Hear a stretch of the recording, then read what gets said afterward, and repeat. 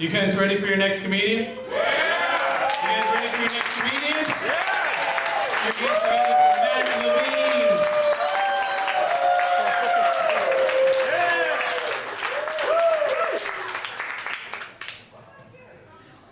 Thank you. So let's just get it out there. I'm Jewish. I'm allowed to make fun of us, but I'm apparently not allowed to date that girl from earlier. But I'm not like the rest of the tribe. As you can probably tell, I'm an Aryan Jew. And that means I can be extra harsh on us. Look at me. Blonde hair, blue eyes. I'm like a poster boy for the Aryan race. And they won't tell you this in the history books, but I'm actually the reason Hitler committed suicide. One day, Goebbels comes up to Hitler. He's like, "Excuse me, Mr. Hitler." Doesn't that sound weird, Mr. Hitler? Yes. He's like, "Oh no, please, call me Adolf. Mr. Hitler was my father." But Goebbels is like, "Well, I have some bad news." Does anyone else think it's weird they were speaking English in a bad German accent? "I have some bad news. Mr. Levin is a Jew." That's me he's talking about, Mr. Levin. Hitler's like, "Oh, you've got to be Scheiser and me. How do you know?" It's like, "Well, his real name is Levinstein Bergowitz." It's pretty Jewish. But I'm not really that much of a Jew. I'm more like Jew-ish.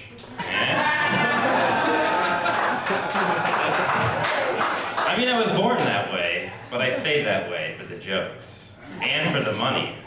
I guess really I'm just not that into religion in general. Although I do think Mormons had it right when they invented their religion.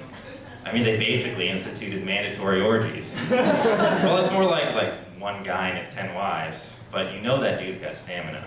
Do you think it's like that in secular orgies? You know, people pair up, they start fucking and shit.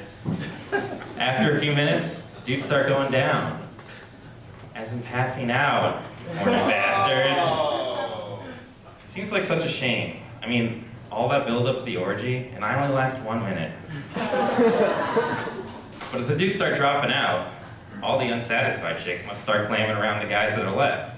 Pretty soon, just a group of girls gathered around the one remaining guy. He liked it so much, he wanted it that way all the time.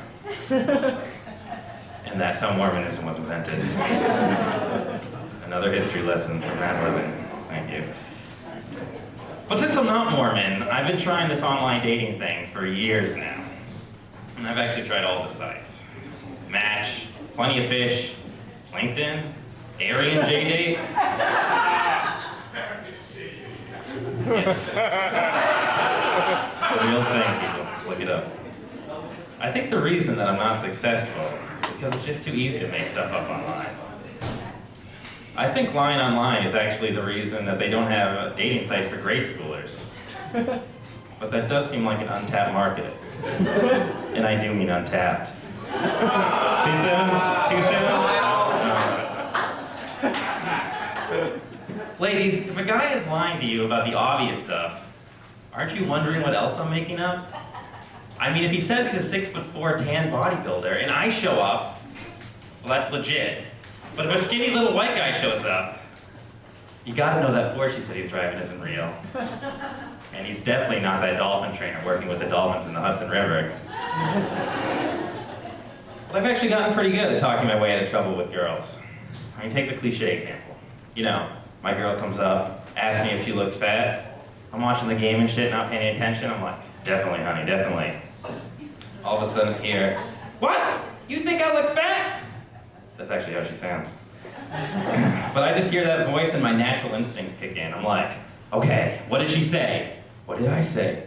And why did that make her mad? Probably the fat thing. All right, good, this is progress.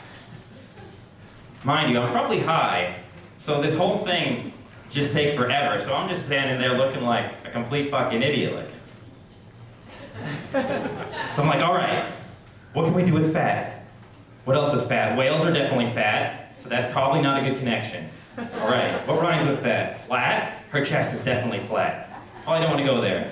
Matt? I guess that's my name. Wait, what about fat with a PH? Shit, how long's it been? I better just go with fat. Otherwise, she might think I'm not being sincere if I take any longer. Oh no, honey. I thought you asked if you were fat. And yes, you are very hip and black person-ish. Yeah, that shit definitely worked. She's like, you know you've been talking out loud this whole time.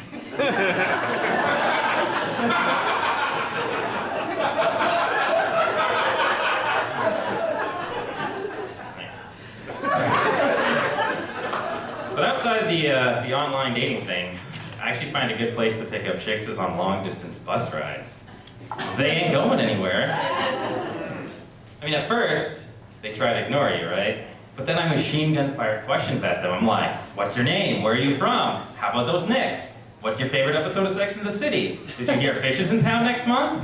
And then bam, she responds, a hippie. Now we're engrossed in a real conversation. From there, all I have to do is ask her for a sip of her water and slip a roofie in the bottle. It's really always gamble taking a bus ride. I mean, you might end up next to that hot chick, or you might end up next to anyone else. It really makes me question taking a 4-hour bus ride just to pick up chicks. But you know when you're on the bus early, see the people coming on, you see that fat guy, you're like, please don't sit next to me, please don't sit next to me. Maybe put your bag up on the seat, maybe sit in the aisle seat, just so it's like, oh really? You're gonna make me stand up and move my bag, just so you can sit there. Now things are gonna be awkward for the next 4 hours. Thanks a lot, asshole. So the real trick is just to get on the bus late. That way, you can choose who you sit next to.